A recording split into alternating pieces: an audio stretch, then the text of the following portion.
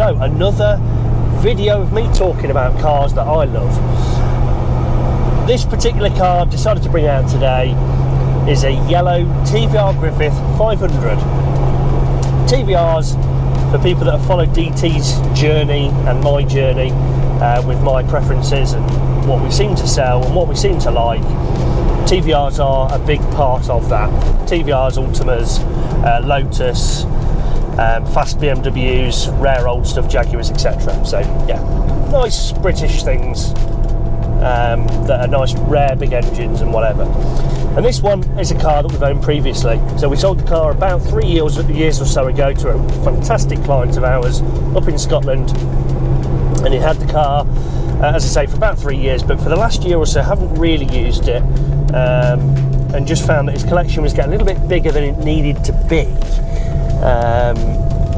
and so kept his on the website as he always does. Saw that we had an M4 competition in a very rare colour and part exchanged this and another BMW 340D that he had, and just went into the one. And I'm enthralled to have this back. So as I say, TVR's big fan as a business, personally, and this one's just a really nice example.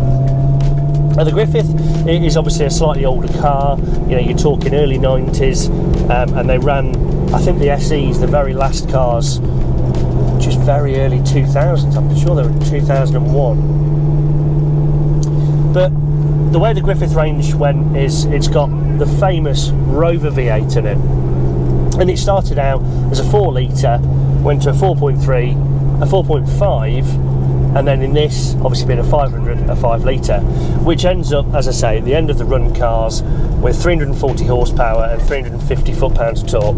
Really punchy, got loads and loads of grunt, sounds fabulous, and the best bit about it is that there's loads of spare parts, there's loads of people that know how to service them, tune them, replacement parts, and fix them and everything else. You don't need to have someone that's dealing with a Swiss time watch. This is just a Mickey Mouse battery watch from Argos for £5, in so much as it's just something that everybody's au fait with, everybody knows how to work on it, it's dead easy, there's nothing crazy about it. So features wise, as I say, really good, 5-speed box, 340 horsepower, you've not got any driver aids as typically with all TVR cars. You've got no traction control, no ABS, you've not got auto wipers and lights and all those kinds of things. We have got electric windows, which are incredibly slow. I'll show you those in a moment.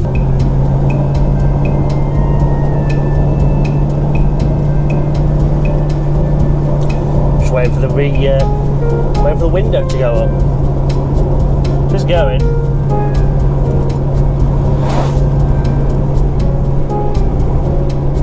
Very good.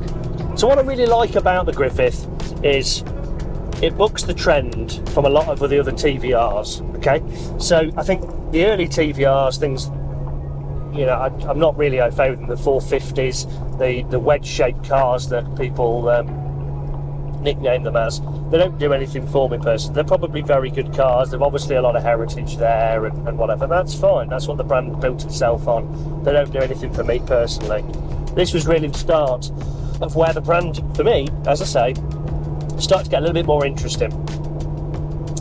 But I think early on in its history, TVR struggled with reliability, and later on, when they started making their own engines, fabulous cars. Fabulous cars.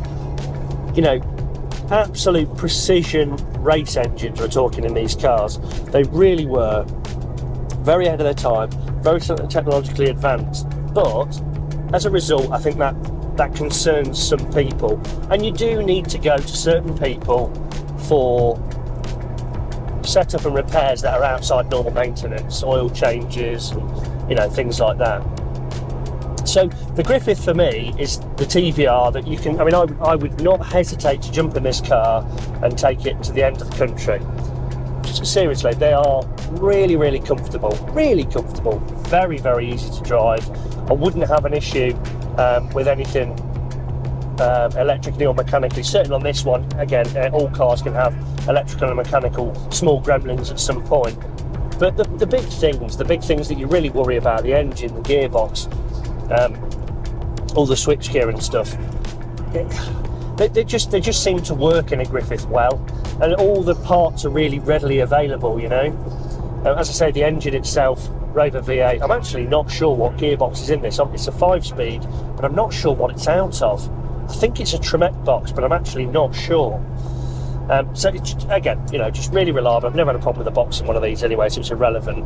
But switchgear, so you've got the window switches here, that of a Vauxhall Calibra / Cavalier, so you can order those on eBay for about £4. I actually replaced one in this particular car because the left-hand side one stopped working.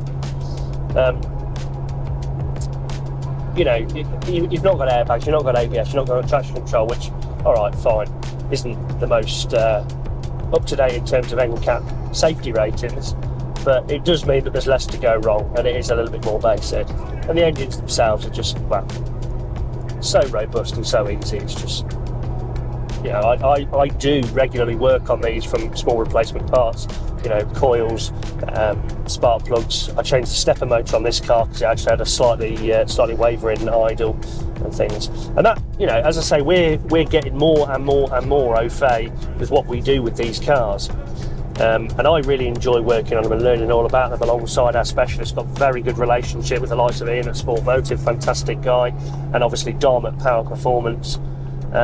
Again, fantastic guy, close friend, always there to help. We've got those fantastic allies to work alongside with these cars when we're unsure and when we need those repairs. And those independent people saying to us, yes, it's a good car, or yes, it's a great car, but it needs X, Y, and Z, things like that. You know, independence is very important.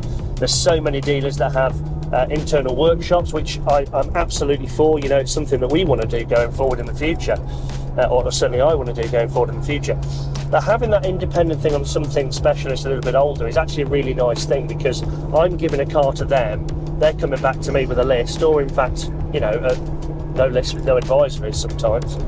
And they come in saying, okay, that's fine, and we're going and getting those repairs done with them independently, which, you know, it's just another person giving the go-ahead on the car. It's not just ourselves, giving confidence to the consumer, the customer that's buying the car. But no, as I say, I absolutely love these things. They're really cool. I think they're coming into their own in terms of aesthetics. I won't lie, when I first joined DT, Griffiths were probably one of my least favourites in terms of their aesthetics. I think all cars, and I'm going to touch on this in a few videos going forward. I'm always saying that all cars have a time when they're new, they look fantastic, they look really fresh, they look, you know, current of their time, and then they fall into this limbo before they get into a classic appreciated aesthetics. And that probably won't make a lot of sense to a lot of people, but I always use the example of in Porsches, the 996, for example, is a classic car now. The 997s, for me, just sit in that limbo of, it's not classic, but it's not new enough to be nice, so just sort of a little bit old now, personally. Appreciate there's a few other things within that bump the trend, the GT3s and so on and so forth, but as a general. And I feel that's where the Griffith has sat. I think this is now classic status, and it's come around, it's come into its own, and aesthetically it's pretty damn sexy. And you know, you only have to look at this dashboard. I've got yellow dials to match the outside, I've got brushed aluminium, I've got all the controls at my fingertips, I've got wipers, indicators and everything. I don't need to move my hand. Horn, I can just use my thumb, I don't need to come off the steering wheel.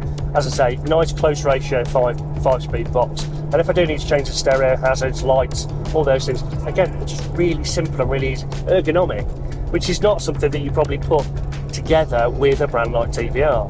But they are really good. And this is, I think, golden era for TVR, as I say, for reliability, to get into the brand, for me, and not a lot of money, protection of your investment as well. If anything, I'd like to think these are going to creep up steadily, which is fantastic. All those parts, they're not specialist items. You know, you can buy a service kit for this for £100, including spark plugs. You know, it's crazy. But even people can do them at home. So, Big fan, fantastic car. This one's on a 25,950. It's only done 48,000 miles from brand new. It's had a full refurbishment, top to bottom, this car. And I mean, it's had absolutely everything done other than a respray. And the paint is exceptional. So that goes with interior, full interior. We've got Tuscan, retrimmed Tuscan seats. We've got hand-stitched dashboard with leather on it. We've got different suspension. All the underneath, the chassis has been refurbished. It's absolutely A1, this car. So, to summarise, TVR, love them. Are there drawbacks to having TVRs as a whole? Yes, potentially.